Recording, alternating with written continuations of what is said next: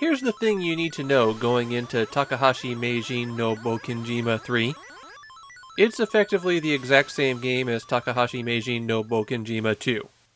Oh, the levels are different and there's a couple of extra features. But mainly, it's a set of new stages for the game. Takahashi Meijin is the pseudonym of former Hudson employee Takahashi Toshiyuki. He was the face of the company in the early days of the Famicom, renowned for his ability to mash the fire button 16 times a second. Because he was the company's mascot, Hudson wound up using him as the main character in their version of Wonder Boy. And then after that, continued to use him even though they weren't making Wonder Boy games any longer. In Takahashi Meijin no Bouken Jima 3, his perpetually kidnapped girlfriend has been kidnapped once again, this time by aliens. And the Game King will have to fight his way through 8 worlds of 6 stages to get her back. The game controls just like previous games in the series. A jumps, holding down B will make you run, and tapping B will attack if you have a weapon.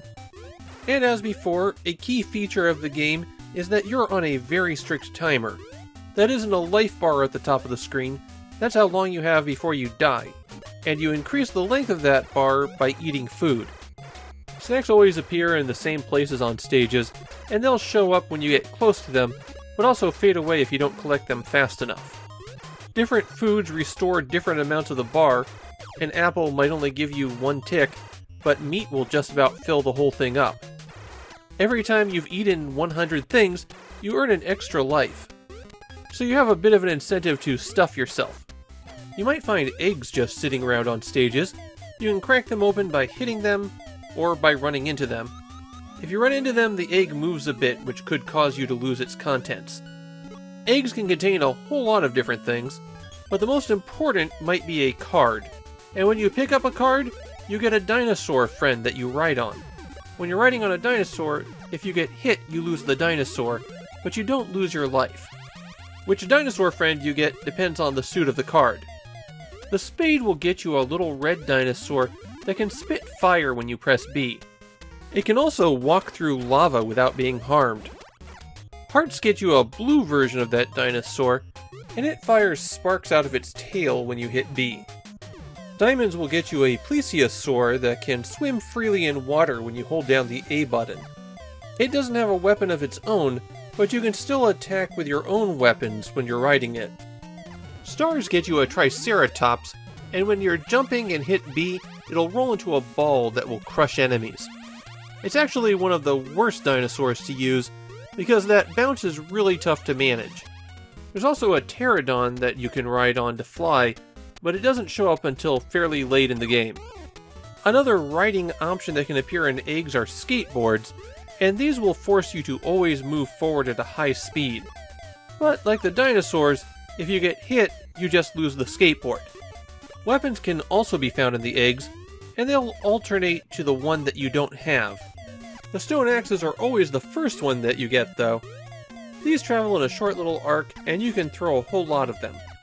The boomerang is a much stronger weapon, but it's slow, and it will curve back. You can also only throw one of those at a time.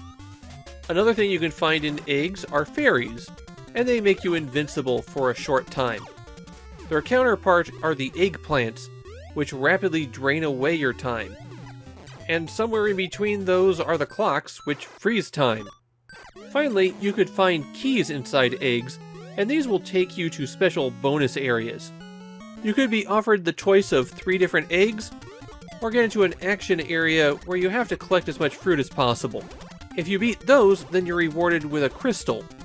In between stages, you're given an opportunity to switch out what items you're using. If you rode a dinosaur off the stage or had a weapon at the end, then you could put it away or switch to something else. You can also choose to use crystals here, and these will let you take an additional hit on the next stage. Normally it only takes 1 hit to defeat you, so anything that can give you a bit of protection helps a lot. You start out with 3 lives, and if you run out, you at least have infinite continues. However, continuing puts you back to the start of that world, which means you have to complete 6 stages and beat a boss before you reach the next checkpoint. At least the bosses aren't that tough. They seem to mainly stay in place and shoot at you. Just like the previous Takahashi Meijin no Bouken Jima game, this third one was directly ported to the Game Boy, and it's actually a pretty good port. If it wasn't for the fact that it was shrunken down and in 4-color, you could barely tell the difference. The Famicom game has a pretty good reputation in Japan, though people do note that it is an extremely long game. In fact, unless you're prepared to sit there for about 6 hours, you'll probably want to use the level select cheat code, which is just down, up, left, right, BA, BA. My take on Takahashi Meijin no Bouken Jima 3 is that this is probably my favorite of the series on the Famicom.